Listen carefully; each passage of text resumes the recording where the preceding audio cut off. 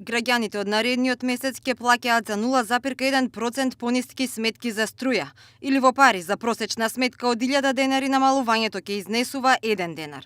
Од Регулаторната комисија за енергетика ова незначително намалување на цената го образложија со фактот дека граѓаните го добиле намалувањето од 4% со воведувањето на ефтината тарифа лани во септември. Трошокот на Евана пак за ефтината тарифа не влегол во ланската пресметка на цената на струјата. Минатата година при пресметките Регулаторната комисија за енергетика не ги зема во предвид ново воведувањето на ефтината тарифа.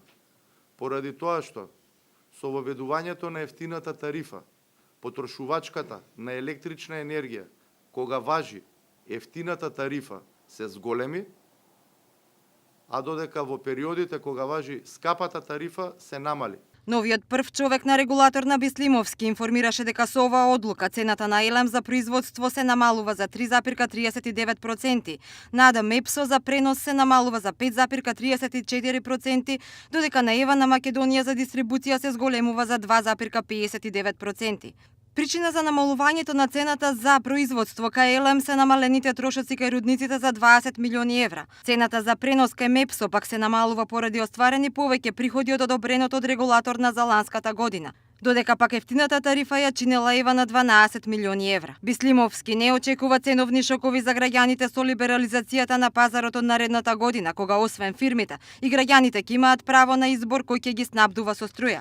Не верувам дека ќе има можности за ценовни шокови, бидејќи и очекувањата си на слободниот пазар на електрична енергија, цените да се движат во рамките на очекуваното. Да нема некој...